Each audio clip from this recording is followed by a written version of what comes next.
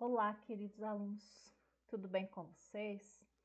Hoje nós iniciamos mais uma aula, né? Hoje nós vamos falar sobre um reino bastante diversificado, né? Que é o reino Fung. O reino Fung ele é composto por mais de 70 mil espécies, tá? A parte da biologia que estuda o reino Fung é a micologia, micofungologia estudo, então a ciência que estuda os fungos. O reino fungi, ele é bastante diversificado, né? São seres microscópicos, são seres macroscópicos, de uma beleza sem tamanho, né? Tem fungo para todos os gostos, desde os fungos que são utilizados como remédio, fungos de fundo alimentício, né? Então vamos para as características gerais do reino fungi. São compostos por micro-organismos eucariontes, eles são heterotróficos por absorção, né? Isso quer dizer que eles absorvem o alimento. Eles podem ser uni ou multicelulares, né? Aqui nós temos alguns exemplares, né? Os cogumelos, né? O cogumelo ele tem o talo e esse chapéuzinho aqui, né? Aqui no Amanita muscaria ele tá vermelhinho, né? Que eu chamo de pilho ou chapéu. Aqui nós temos as leveduras, que são microscópicas, né? Por exemplo, o fermento biológico, fermento de pão, fermento de pão. Aqui nós temos os famosos bolores, que também são microscópicos, né? E aqui nós temos um tipo de fungo que se reproduz na matéria orgânica da madeira, né? Nos troncos, e eles são bem bonitos, só que eles têm um aspecto de uma orelha, bem coloridos, bem vistosos, por isso que eles recebem o nome de orelha de pau, certo? Como né, já falei aqui para vocês, os bolores, né? São muito comuns na nossa casa, principalmente nesse clima úmido, né? Porque os fungos eles se reproduzem em locais úmidos, quentes e que sejam sombrios, que não tenha insolação, tá?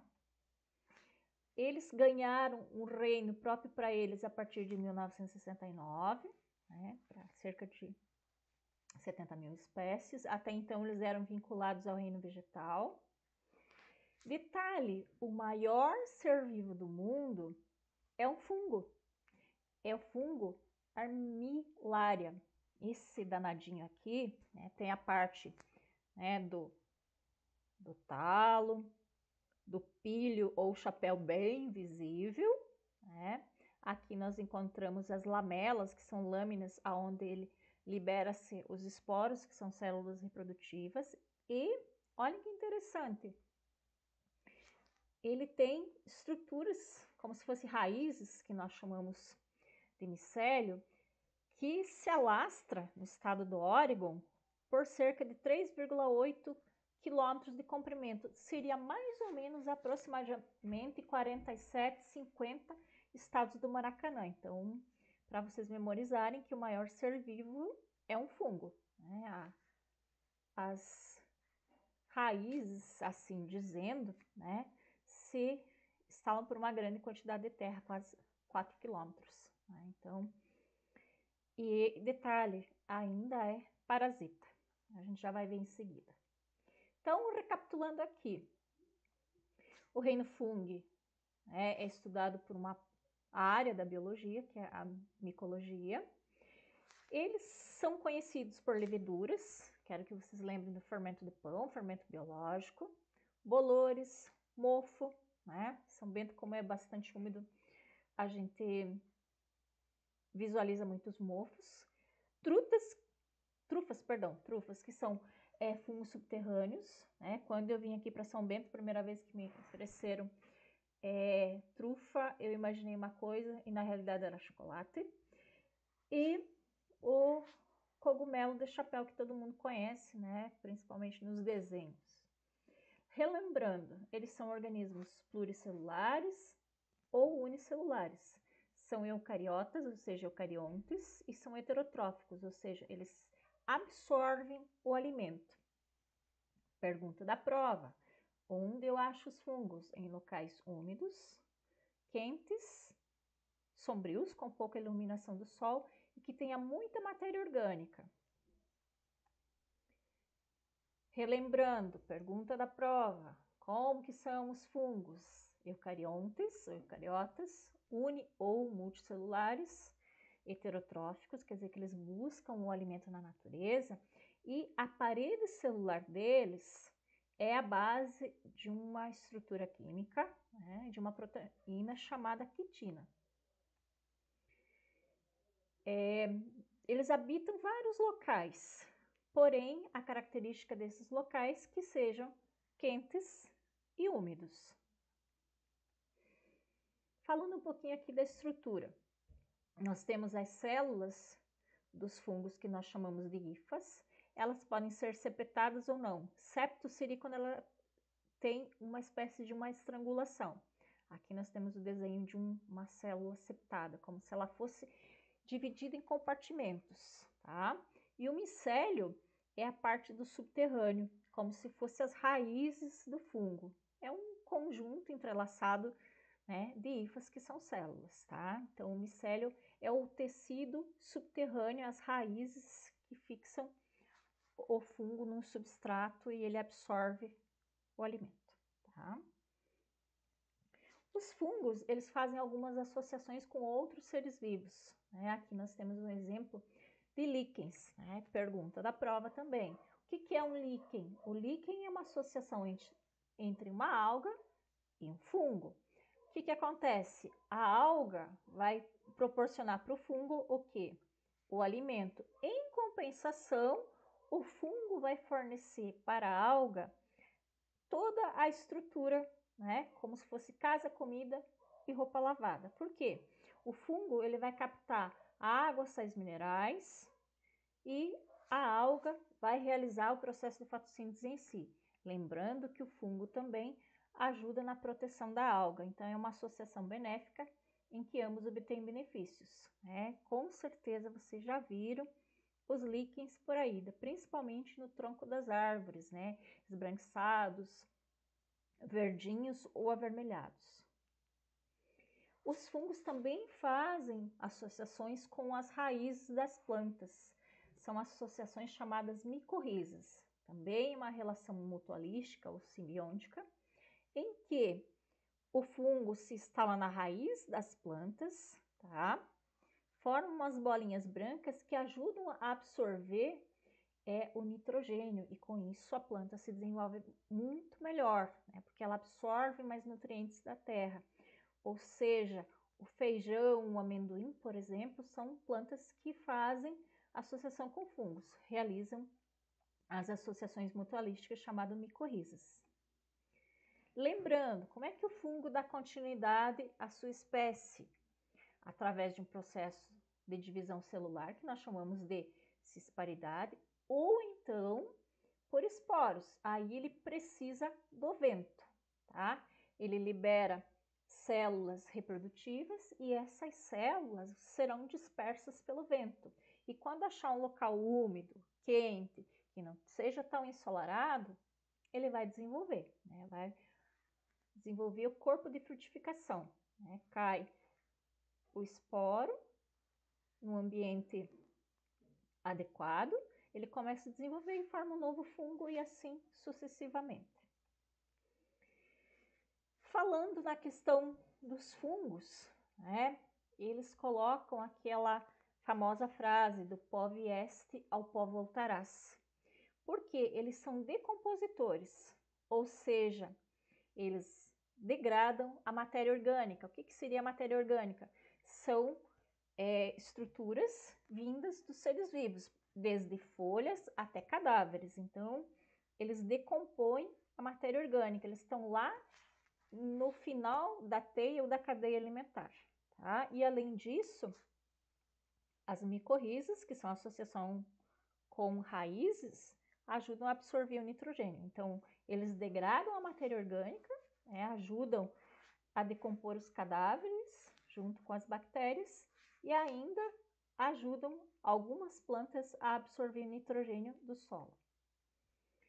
Porém, nem tudo são flores, né? Algumas espécies são parasitas. né? Elas causam algum prejuízo a outros seres vivos. É o caso de algumas espécies, principalmente do ser humano, né? Ao total são 150 espécies que se instalam no couro cabeludo, na pele e em outras estruturas, causando uma doença. Toda doença causada por fungos, nós chamamos de micoses. Isso ele se instala em qualquer outro ser vivo, seja animal, seja vegetal ou até mesmo ser humano.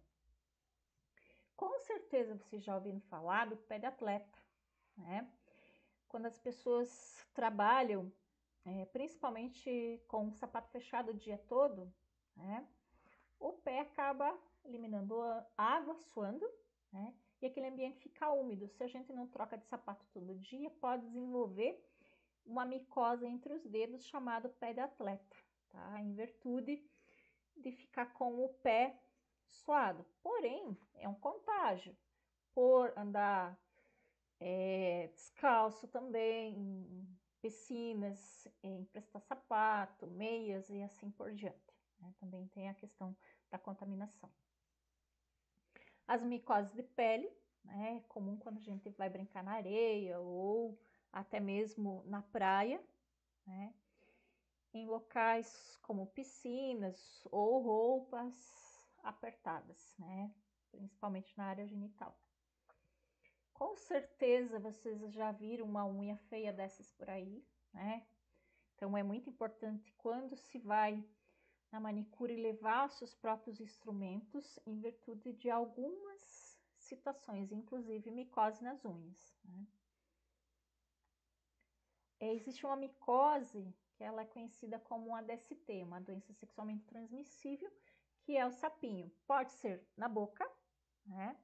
Ou na área genital. O nome desse fungo é Candida albicans, né? Também conhecido como candidíase. Na boca, o contágio normalmente pode ser por colheres, copos, bebedouros, enfim, outras vias que chegam à boca do fungo, ou contágio por relações sexuais ou material contaminado, certo? Peço que vocês desconsiderem o som ao fundo, né? São situações que eu não consigo controlar. Seguindo aqui a importância dos fungos. Eles podem ser comestíveis, né? Como o shiitake ou o champignon, né? Tem alguns medicamentos sintetizados a partir dos fungos e a famosa trufa, né? Quando eu cheguei aqui em São Bento, para mim a trufa era um fungo subterrâneo, que é muito comum na França, é um prato chique. Alguns fungos, como diz o ditado popular, são utilizados para ter uma brisa, né? São fungos alucinógenos, né? Eles produzem uma substância química chamada LSD, né? Para causa alucinações, que é o fungo conhecido como a casinha do sapo, o Amanita muscara, né? Ou o Amanita phalloide, tá? Ambos são alucinógenos, conhecidos por provocar algumas alucinações. Seguindo aqui, a importância econômica dos fungos, eles são muito utilizados para produzir algumas bebidas alcoólicas, né? Por exemplo, a cevada é fermentada por fungos e dá origem à cerveja, o fermento biológico, né? Os Saccharomyces, o nosso querido vinho, e para quem aprecia o queijo Roquefort, né? Tem um queijo de um cheiro bem específico, saboroso, mas um cheiro forte, que ele é todo verdinho, né? Cheio de micélio aqui do fungo, mas quem provoca a fermentação é o fungo, então caracterizando um cheiro bem específico. Lembrando aqui, né, fermentação, né, o pão ali, para vocês não esquecerem.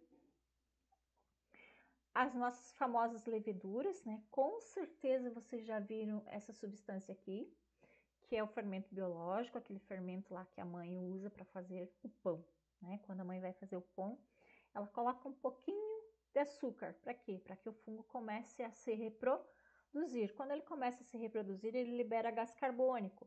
O sonho de consumo de todo o gás é atingir a atmosfera. E o que acontece?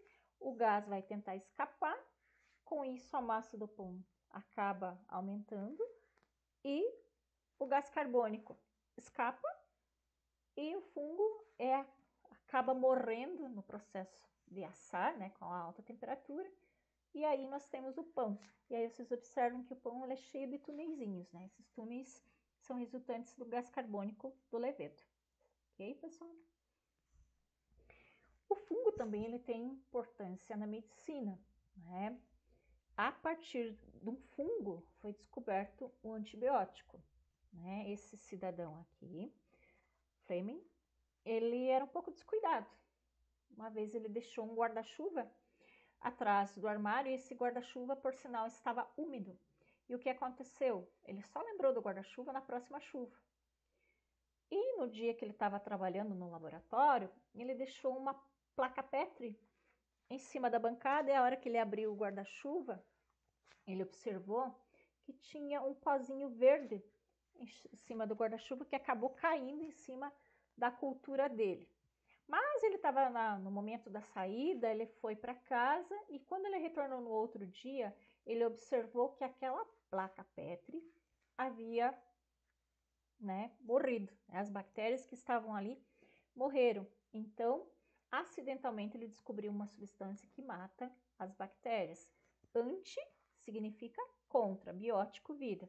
Então, o penicillium notatum, que é muito comum no tomate, na laranja, o famoso mofo, ele acaba sendo um antibiótico. Por isso que algumas pessoas têm alergia a esse antibiótico, porque ele é extraído a partir desse fungo bem bonitinho, né? Ampliado no microscópio. Ele é muito lindo, né?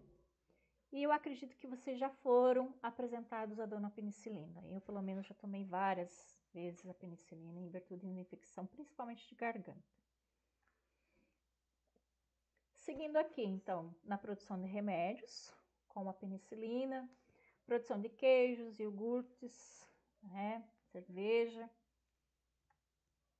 Um resumo básico para vocês, né, dos fungos. Eles têm importância ecológica, né, a decomposição da matéria orgânica, as micorrizas, e algumas vezes eles são parasitas, eles causam doenças que a gente chama de micoses. Essas doenças podem ser tanto de seres humanos como de outras espécies, tá? Muitas vezes são consideradas como pragas agrícolas, principalmente a ferrugem de algumas folhosas. Outra situação, perdão, deixa eu voltar aqui. Eles são conhecidos como nomes populares, né? Mofos, bolores, leveduras, cogumelos, orelha de pau, e basicamente eles têm como característica a célula revestida por uma membrana nuclear, então eles são eucariontes. Eles podem ser microscópicos, unicelulares, que alguns são parasitas, e eles podem ser multicelulares, lembrando que o maior ser vivo é um fungo. A digestão é extracorpórea, então eles absorvem, né, o alimento. Eles não têm tecidos nem órgãos desenvolvidos, eles são compostos por uma rede de filamentos que a gente chama de micélio, tá? A importância para o ser humano seria na questão da produção de medicamentos, pães, bebidas alcoólicas, né, e alguns outros alimentos, até mesmo algumas espécies de fungo. Eu agradeço a atenção de vocês, desejo que vocês continuem estudando, né, prestem atenção nas aulas, sigam a rotina de estudos, usem máscara, um grande abraço, tudo de bom para vocês, se cuidem, tenham uma ótima semana, que vocês façam todas as atividades propostas. Um grande abraço, professora